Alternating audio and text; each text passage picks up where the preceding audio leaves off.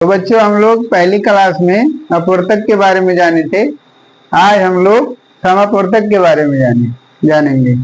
आइए देखते हैं समापवर्तक क्या होता है। तो समापवर्तक शब्द सम और अपवर्तक दो शब्दों के मिलने से बना हुआ है। समापवर्तक सम धन अपवर्तक।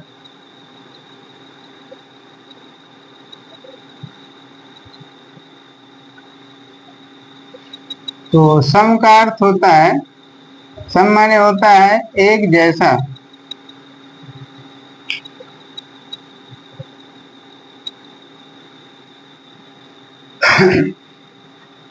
तो ये चलिए हम लोग परिभाषा देखते हैं समापवर्तक का। परिभाषा, दो या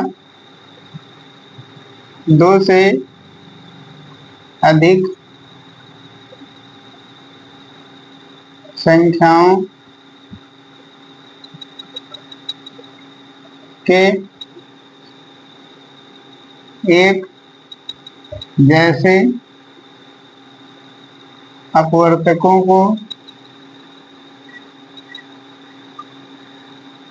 को समापवर्तक कहते हैं। समापवर्तक कहते हैं। जैसे उदाहरण में हम लोग एक प्रश्न लेंगे। जैसे मान लीजिए 4 और 6 के समापवर्तक,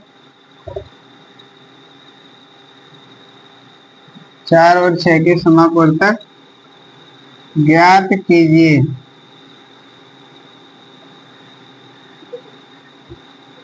ये प्रश्न हमने लिया, तो हम लोग बच्चों इस प्रश्न को हल करेंगे। तो हल करते समय सबसे पहले हम लोग अपवर्तक निकालेंगे। 4 और 6 ये प्रश्न में दो दी गई संख्याएं हैं, तो 4 और 6 का हम लोग सबसे पहले अपवर्तक ज्ञात करेंगे, फिर उसकी सहायता से समापवर्तक को भी निकालेंगे, जानेंगे। तो चलिए हम लोग 4 के सबसे पहले अपवर्तक देखते हैं। 4 के अपवर्तक, तो अपवर्तक का मतलब हमने पहले वीडियो में बताया है कि कोई भी संख्या जिन जिन संख्याओं से पूरी पूरी विभाजित होती है वही अपवर्तक कहलाता है। तो 4 जो है 1 से विभाजित होता है, तो 4 का पहला अपवर्तक या किसी भी संख्या का पहला अपवर्तक 1 होता है। तो उसके बाद जो 4 है ये 2 से विभाजित होगा तो 2 लिखेंगे। फिर ये 4 अपने से भी स्वयं से भी कट जाएगा, तो इसका अंतिम अपवर्तक 4 होगा। किसी भी संख्या का पहला अपवर्तक 1 होता है और अंतिम अपवर्तक वही संख्या होती है। तो इस तरह से 4 के अपवर्तक होंगे 1, 2 और 4। अब प्रश्न में दूसरी संख्या 6 दी हुई है, तो हम लोग 6 के अपवर्तक निकालेंगे। 6 के अपवर्तक, तो 6 1 के पहाड़े में आती है तो 1 से कट जाएगी, 2 के पहाड़े में आती है 2 से पूरी पूरी कट जाएगी, और 3 के पहाड़े में आती 3 से भी पूरी पूरी कट जाएगी, और 6 के पहाड़े में आती है तो 6 से भी पूरी पूरी कट जाएगी। बाकी 5 से नहीं कटेगी, 4 से नहीं कटेगी, 4 और 5 की पहाड़ में 6 नहीं आती, इसलिए 4 और 5 हमने नहीं लिखा। अब हम लोग 4 और 6 के समापवर्तक लिखेंगे, यानी एक जैसे अपवर्तक। पहले ही मैंने परिभाषा में बताया है। तो 4 और 6 के समापवर्तक, समापवर्तक माने पहले भी मैं बता दिया है कि एक जैसे अपवर्तक ही समापवर्तक कहलाते हैं। तो इसमें एक जैसा है और 2 एक जैसा है दोनों ही लाइनों में, तो यही हमारा 1 और 2, यही दोनों हो गया समापवर्तक। तो यही हमारा हो गया आंसर। इसी तरह से हम एक दूसरा उदाहरण लेंगे। दूसरे उदाहरण में हम लोग लेंगे 8 और 12 के समापवर्तक ज्ञात कीजिए।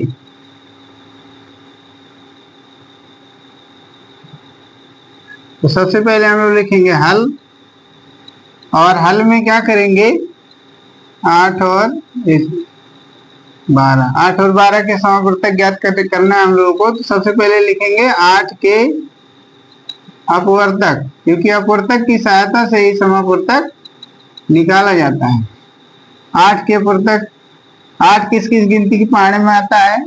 1 के पाढ़े में आता है तो 1 पहले लिखेंगे। 2 के भी पाढ़े में आता है तो 2 लिखेंगे, क्योंकि कोई भी संख्या जिस जिस संख्या के पाढ़े में आती है वो उन संख्याओं से पूरी पूरी कट जाती है।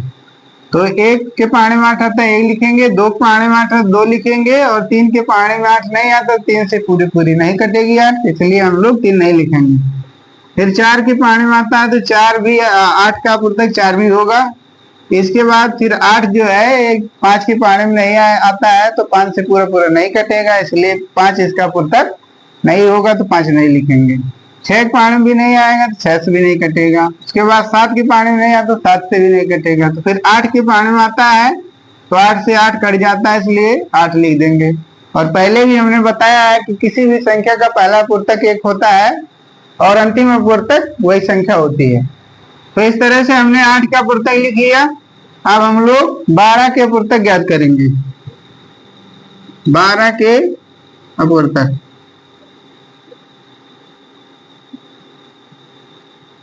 तो 1 के पाढ़े में 12 आता है, 12 बार पाढ़ा पढ़ेंगे 1 का तो 12 आएगा। तो इस तरह से पहले हमने 1 लिखा। उसके बाद 12 जो है 2 के पाढ़े में भी आता है तो 2 से भाग देने पर 12 में अवशेषफल 0 हो जाएगा, अर्थात पूरी पूरी 12 जो है 2 से विभाजित है, तो 2 लिखेंगे। इसके बाद 12 3 के पाढ़े में भी आता है तो 3 से भी पूरा पूरा कट जाता है, 3 लिखेंगे। फिर 4 से भी कट जाता है, 4 के पाढ़े में आता है 4 लिखेंगे। 5 के पाढ़े में 12 नहीं आएगा तो 5 नहीं लिखेंगे। 6 के पाढ़े में आएगा तो 6 लिखेंगे, तो 6 जो है 12 का अपवर्तक होगा, क्योंकि 12 जो है 6 के पाढ़े में आता है। इसके बाद किसके पाढ़े में आएगा? फिर 12 के पाढ़े में यही 12 आएगा तो फिर लिख देंगे 12। तो इस तरह से हमें पता चला कि 12 के अपवर्तक कौन कौन से हैं, 1 2 3 4 6 और 12। और ये अपवर्तक हम सही लिखे हैं कि नहीं लिखे हैं, पहले वीडियो में हमने इस चीज को पता करने के लिए भी बताया कैसे पता चलेगा कि हमारा अपवर्तक सही है या नहीं है। पहली संख्या का आखिरी संख्या में गुणा करने पर ये कितना आना चाहिए, जिस संख्या का ये सब अपवर्तक है उतना आना चाहिए। जैसे 12 और 1 का गुणा करें तो 12 है, और पहले आगे की तरफ से पहला अपवर्तक 2 है, आगे की तरफ से दूसरा अपवर्तक 2 और पीछे की तरफ से दूसरा अपवर्तक 6, इन दोनों का गुणा करने पर 12 आना चाहिए। तो 6 दूना 12 होगा, तो ये भी हमारा सही है। और 4 तिया भी 12 होता है, आगे से तीसरे नंबर वाला अपवर्तक, पीछे से तीसरा, दोनों का गुणा करेंगे तो 12 आएगा। तो इस तरह से 12 का ये अपवर्तक जो हमने लिखा है ये सही है। और 8 वाले में भी देख लेते हैं, 8 का नाम 8, 4 दूना 8। तो इस तरह से हमारा जो दोनों हमारी संख्या है प्रश्न की, वो दोनों संख्याओं का जो अपवर्तक हमने लिखा है वो सही है। तो अब हम लोग समापूर्तक निकालेंगे। इसका 8 और 12 का पूछा गया है, तो लिखेंगे 8 और 12 के समापूर्तक, 8 और 12 के समापूर्तक बराबर लिखेंगे हम लोग। क्या क्या एक जैसा मिल रहा है? 1 1 दोनों में है, दोनों के अपवर्तकों में एक जैसा अपवर्तक 1 1, और फिर 2 2, और उसके बाद फिर 4 4। तो इस तरह से 8 और 12 के एक जैसे अपवर्तक 3 है, तीन संख्या एक जैसे अपवर्तक हैं, 1 2 4। तो हम लोग लिखेंगे 1, और फिर 2 2 दोनों लाइनों में था 2 लिखे, 4 दोनों लाइनों में 4 लिख देंगे। यही हो गया 8 और 12 का समापूर्तक, 8 और 12 के समापूर्तक, यही हमारा आंसर हो गया। तो इस तरह से हम एक प्रश्न और लेंगे और हम लोग उसका भी अपवर्तक, उस प्रश्न में भी अपवर्तक वाला सवाल हम लोग करेंगे। चलिए आगे हम लोग देखते हैं।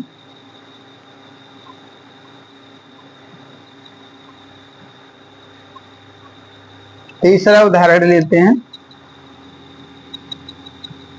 तीसरे उदाहरण में हम लोग लेंगे 18 और 24, 18 और 24 के समापूर्तक ज्ञात कीजिए।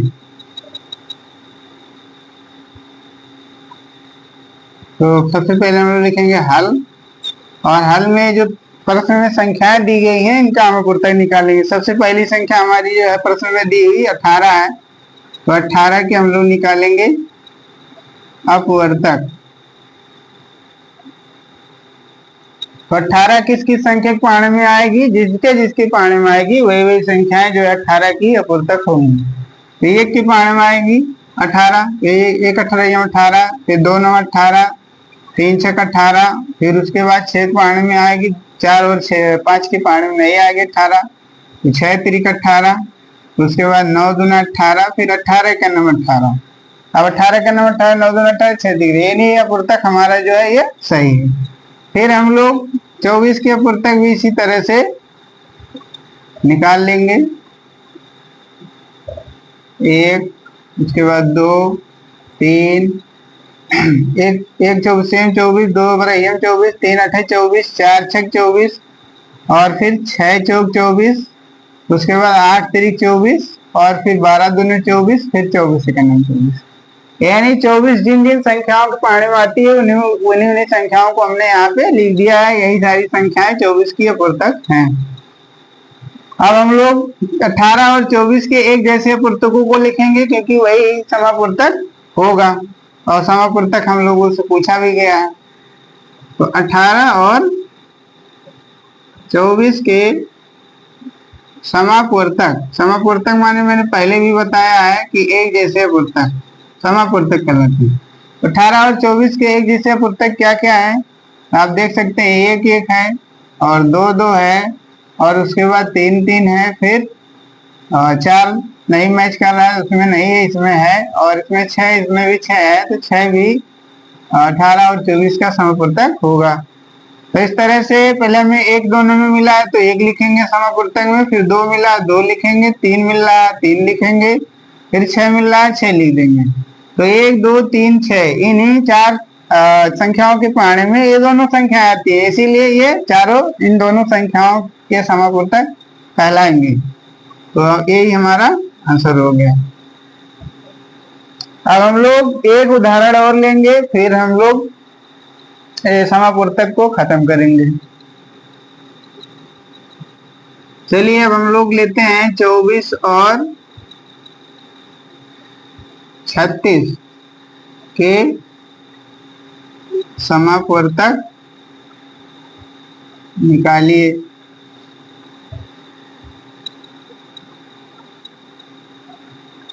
तो सबसे पहले हम लोग लिखेंगे हल, और हल में क्या करेंगे 24 के पहली संख्या जो है 24 का हम लोग निकाल लेंगे अपूर्तक। तो 24 के अपूर्तक बराबर लिखेंगे, कौन सी पाने में आएगी 24 सबसे पहले 1 के पाने में, एक हर एक संख्या का पहला अपूर्तक होता है। इसके बाद 2 के पाने में 2 के पाना 12 बार पढ़ने पे 24 आएगा, फिर 3 के पाने में जो है 3 8 24, 4 के पाने में 4 6 24, फिर 6 के पाने में आएगा 6 6 24, 8 के पाने में आएगा 8 3 24, इसके बाद 12 की भी पाने में आएगा 12 दूना 24, फिर उसके बाद 24 सेकंड 24। तो देख सकते हैं 24 सेकंड 24, 12 दूना 24, 8 3 24, 6 6 24। तो ये 24 के सारे अपूर्तकों को हमने लिख दिया। इसके बाद 36 के हम लोग अपूर्तक लिखेंगे। तो 36 जिसके जिसकी पाने में आती है, जिस जिस संख्या के, वही उन्हीं संख्याओं को हम क्या करेंगे अपूर्तक में लिखेंगे। तो 1 के पाने में 36 आएगा, 1 से 36 जो है पूरी पूरी कट जाएगी, 1 से सारी संख्याएं पूरी पूरी कट जाती है। इसके बाद 2 का पाना हम लोग 18 बार पढ़ेंगे तो 36 आएगा, 3 का पाना हम लोग 12 बार पढ़ेंगे तो 36 आएगी, पूरी पूरी कट जाएगी। इसके बाद 4 के पाने में 36 आती है, 4 9 36, फिर 5 के पाने में 36 नहीं आती है, तो हम लोग 5 को नहीं लिखेंगे इसके अपूर्तक में।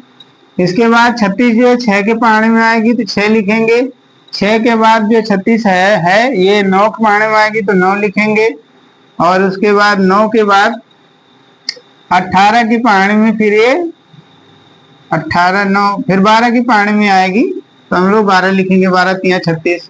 इसके बाद 18 की पाने में 36 आएगी तो हम लोग 18 लिख देंगे, 18 दूने 36, फिर 36 36। तो इस तरह से 36 के जितने भी अपूर्तक थे उनको हमने लिख दिया।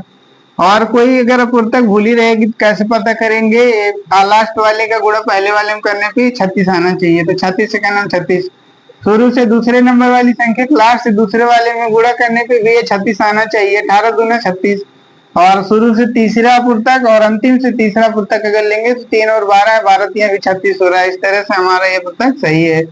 और आगे से चौथा पुस्तक, पीछे से चौथा, आगे से पहला चौथा पुस्तक 4 है और पीछे से चौथा पुस्तक 9 है, तो दोनों गुणा करेंगे 9 चौक 36, तो ये भी हमारा सही है।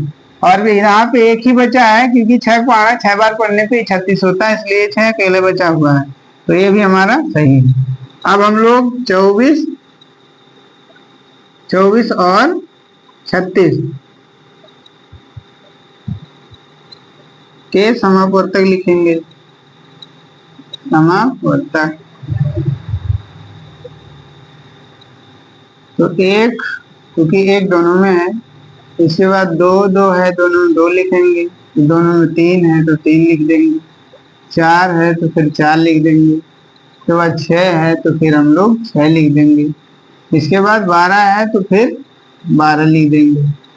ये हमारा आंसर हो गया। वीडियो अच्छा लगा हो तो हमारे कर दिए, अगर वीडियो अच्छा लगा हो तो हमारे चैनल को सब्सक्राइब करिए और बेल आइकन को प्रेस करिए। धन्यवाद।